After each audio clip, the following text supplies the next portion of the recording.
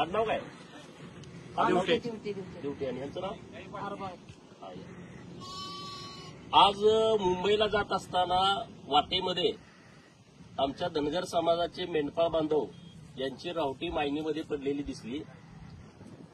मेंढपाळाचं जीवन अतिशय खडतर आहे.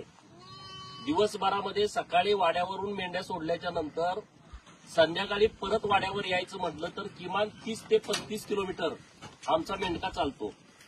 आणि वर्षातले 10 महिने, कमीत कमी 8 महिने आणि जास्तीत जास्त 10 महिने मेंढपाळ हे भटकंती करत असतात. कोल्हापूर जिल्ह्यातली तर परिस्थिती अशी आहे, 12च्या 12 महिने हे मेंढपाळ मेंढ्याच्या मागं या गावातनं त्या गावात फिरत असतात. आता पूर्वीची जी मेंढपाळांची पद्धत आहे, घोड्यावरती ओझं टाकायचं आणि तिथं कोकरी असतील, सगळं या पालाचं सगळं साहित्य असेल, धान्य असेल, लहान मुलं असतील, कुत्री असतील, कोंबडी असतील, ते घोड्यावरती टाकायचं आणि घेऊन जायचं. सरकारकडे मी सातत्यानं मागणी अशी करतोय की मेंढपाळांच्या बाबतीमध्ये सरकारनं एक वेगळं धोरण आणलं पाहिजे.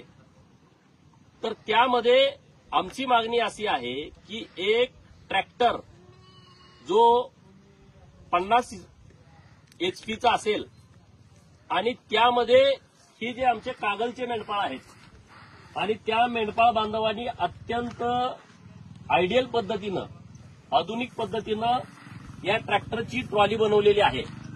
त्या आमच्या लखमाताई आहेत. आता त्या इथं वाड्यावरती होत्या. खाली इथं लहान लहान कोकरी किंवा आजारी पडलेली मेंढरं इथं ठेवता येतील. आतमध्ये स्वयंपाक करण्यासाठी जळण वगैरे आहे आणि वर एक कप्पा केलाय, त्यामध्ये साहित्य ठेवता येईल. तर सरकारकडे माझी अशी मागणी आहे की पहिल्या टप्प्यामध्ये सरकारनं 75% अनुदानावरती आमच्या मेंढपाळांना अशा पद्धतीचा ट्रॅक्टर उपलब्ध करून द्यावा की जेणेकरून त्यांची जी हेळसांड होते किंवा त्यांना दिवसभरामध्ये जो त्रास सहन करावा लागतोय तो होणार नाही.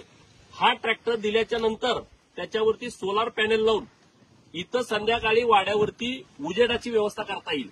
आता ह्या बाजूला सर्व कोकरी आहेत, जे रानामध्ये जात नाहीत, त्यांना इथं बांधूनच खायला घालावं लागतं. आता ह्या बाजूला जे पाल आहे तिथं काही सुविधा नाहीत. अत्यंत उघड्यावरती, आता लहान बाळ इथं झोपलेलं आहे, अत्यंत उघड्यावरती हा संसार आहे. हे कोल्हापूरचे मेंढपाळ आहेत, यांच्याकडे बऱ्यापैकी हे पाल तर व्यवस्थित आहे, परंतु माणदेशातला जो मेंढपाळ आहे त्यांच्याकडं अशा पद्धतीचं पाल सुद्धा नाही. आता हा एक ट्रॅक्टर झाला, तिकडे एक दुसरा वाडा आहे तिकडच्या बाजूला, आणि तो पण ट्रॅक्टर अत्यंत व्यवस्थितपणे त्याची बांधणी करून घेतलेली आहे. तिथं पण कोकरा पुढं सगळी त्या पालामध्ये बसवलेली आहेत. तर मायबाप सरकारकडे माझी एवढीच विनंती आहे की मेंढपाळांच्या जीवनामध्ये बदल व्हावा आणि त्यांच्या या व्यवसायामध्ये आधुनिकीकरण यावं, नाविन्य काहीतरी त्यांच्या या व्यवसायामध्ये यावं, अशा पद्धतीची सरकारनं धोरणं राबवली पाहिजेत. सरकार तर मेंढपाळांच्या बाजूनं प्रयत्न करतंय, परंतु आज मला इथं जाताना हा वाडा दिसला आणि त्यांनी त्यांच्या संकल्पनेतून एक नवीन ट्रॅक्टरची व्यवस्था या व्यवसायामध्ये केलेली आहे.